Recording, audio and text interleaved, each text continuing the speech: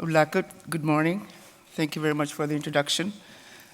And thank you for the invitation to participate today with such distinguished guests.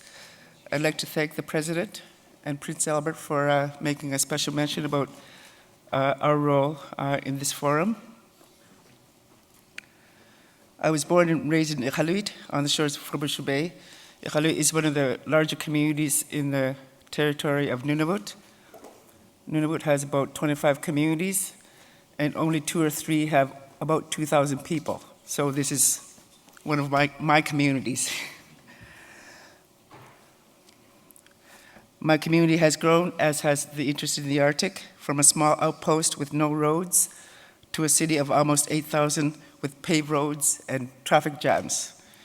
The traffic jams last about 5 or 10 minutes every 8:30, 12 o'clock, 1 o'clock, 5 o'clock, Monday to Friday.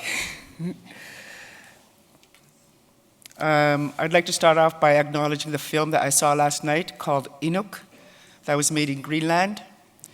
I think that should be a mandatory film for forums like this to see. So if you have a chance to see it, please see it. It speaks volumes to the pace of change we have come to, and how we have to get back our control of our communities. So if you have a chance to see it, please see it.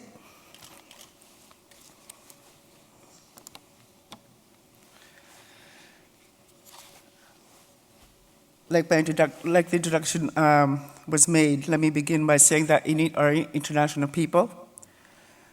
Of the more than 50 countries that are here, we come from 4 countries: Chikaka, Alaska, Canada, and Greenland. Our relationship at ICC is based on a common culture and language.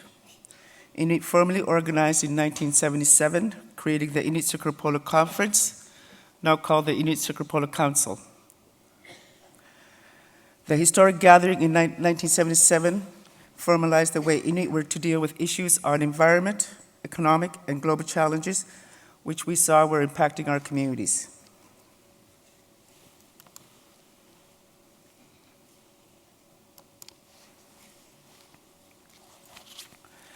Since then, we have dealt with many different governments with different priorities and changing policies. Whenever we have a change in government, we have to shift our priorities, trying to meet their priorities, and then working with them. But our issues have basically remained the same: concern for the environment, wildlife, education, and healthier communities. Basically, the social and economic well-being and a vision for the betterment of Inuit in our communities. I recently read that boundaries between disciplines are largely artificial, and addressing the world's problems requires combining knowledge in new ways. This has always resonated with Inuit. Inuit have never had boundaries or borders. For Inuit, boundaries between countries and people are largely artificial, and by communicating and listening and learning from each other, therefore, by combining our collective knowledge, we can find solutions to anything. The mandate of the Arctic Circle Conference is to increase participation in Arctic dialogue and strengthen the international focus on the future of the Arctic. This exemplifies what we have all said today so far. What impresses me is that the panel today and the breadth of the sessions ahead represents the diversity of interests that occupy, consider, regulate, develop, and operate in the circumpolar Arctic. This diversity also represents the value the Arctic holds, not just for the Arctic, but for the planet. A message my good friend Sheila Cloutier gave voice to was, "We are all connected. Save the Arctic, save the planet." Sheila was just awarded the Right Livelihood Award in recognition of her lifelong work to give voice to the Arctic and to the Inuit who call it home. In honor of that, I would like my address today to give voice to the Arctic and its peoples as Inuit Voice is not just an Arctic voice. After all, Inuit are part of the global family of indigenous peoples. In my time on this panel, and over the next couple of days, I want to leave with you a couple of ideas and thoughts. I want to introduce you to the Inuit voice, my community's voice. I want to share with you some of the priorities in the Arctic I live in, and I want to offer our partnership and commitment to combining our collective knowledge in the hope the Arctic and the planet continue to exist for many more millennia.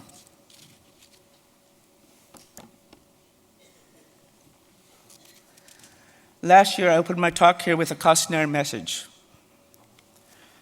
I want to let people know that the Arctic was occupied and has been for thousands of years by Inuit who carved from the snow and ice a resilient and pragmatic culture. I told you the Arctic is not a governance vacuum. This year, I want to tell you how Inuit care for the Arctic and what our plans are for a changing Arctic.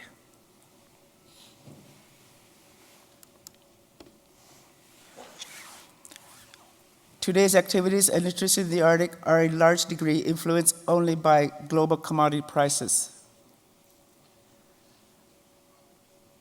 For example, Royal Shell recently announced they will not drill in the Arctic. This decision, I believe, had little to do with the thickness of the ice or the risk of a spill. Rather, it is based more on a number. The cost per barrel where profit can be made.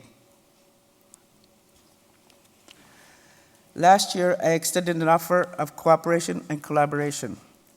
And to those who reached out, who saw our combined collective knowledge as valuable, I thank you.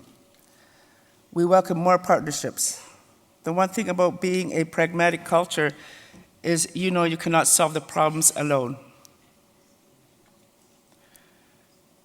As President Obama said in Anchorage in August, I want to be very clear. We are eager to work with your nations on the unique opportunities that the Arctic presents and the unique challenges that it faces. We are not going to, any of us, be able to solve these challenges by ourselves. We can only solve them together. Sheila and my predecessors have all said this at one time or another, and we continue to say it. And if President Obama says, everybody has to listen.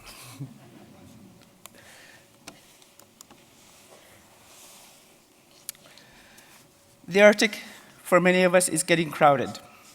Tourists, jet skis, hot air balloons, explorers, miners, scientists are multiplying. We're trying to keep up with our birth rate. People are coming to the Arctic to play, study, research, explore, mine, drill, you name it. And this brings with it a set of challenges from search and rescue to accommodations to food security, health and wellness, and yes, traffic jams. So what are we to do, those of us who live in the Arctic? We certainly cannot build a Trump wall, nor do we want to. We welcome the interests, the ideas, the diversity, the potential for jobs and training, and the economic opportunities. Even as interest in Arctic resources, minerals, oil and gas, shipping, tourism increases, I do not see the communities I give voice to benefited yet. Suicide rates among our young people continue to rise. Mental health is a serious underfunded and underserviced health concern. Life expectancy statistics for Inuit are well below any southern standards. Food insecurity is increasing. Housing is limited and often well below any southern standards. Graduation rates are one of the lowest, with aging infrastructure. The list goes on and on.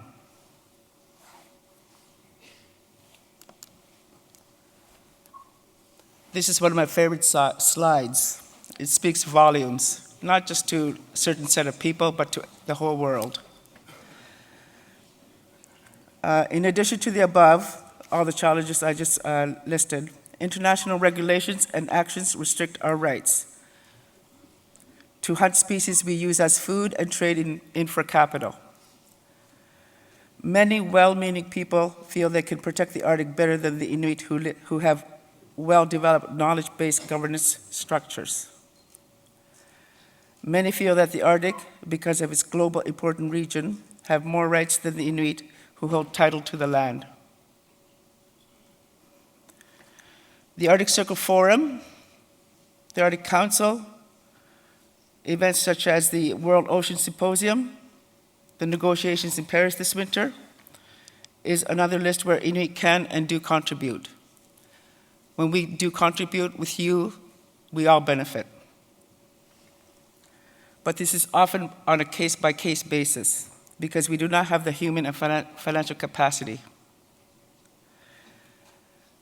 We are committed to work with the different states, the people in the room here, to educate and share and ultimately ensure Inuit can maintain their rights as Indigenous peoples. You have resources, we have knowledge. We live, and so we have access to where you want to go. Issues of sovereignty and sovereign rights in the Arctic have become tightly linked to issues of self-determination in the Arctic. Inuit and Arctic states must therefore work together closely and constructively to chart the future of the Arctic.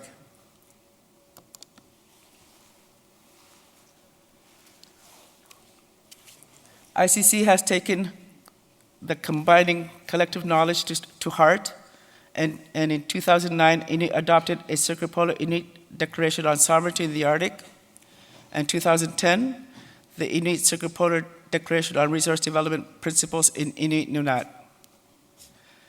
We are currently working on 2 other summits, an Inuit Wildlife Summit in the spring of 2016, if we could find the resources, and an Inuit Economic Summit in the winter of 2017, again, if we can find the resources.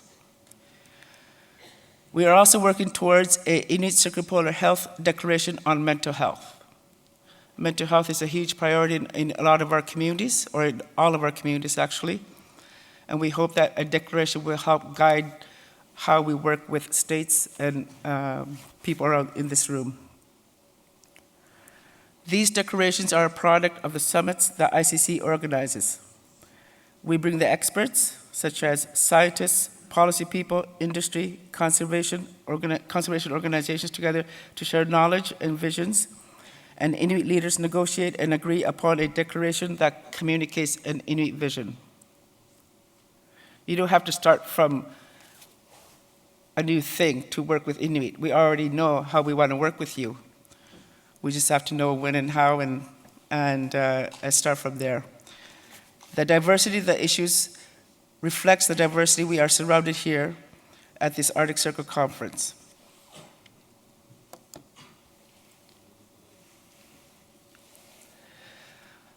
I am looking forward to progress and commitments made as we lead up to the United Nations Framework Convention on Climate Change meeting in Paris next month. Again, in President Obama's words, in fact, the Arctic is the leading edge of climate change, our leading indicator of what the entire planet faces.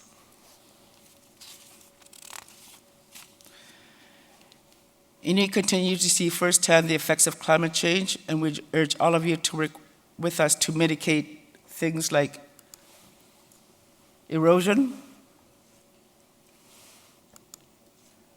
ocean acidification. Over the past several years, through many significant studies, decision-making communities have begun to work together in a more collaborative way, combining collective knowledge manner. In doing so, have begun to develop methods for more effective consultation, hopefully better decision-making, and the development of assessment products themselves. Now, communities, scientists, and decision-makers of all types are taking additional and significant steps in forming collaborative consultations that are leading to more inclusive processes.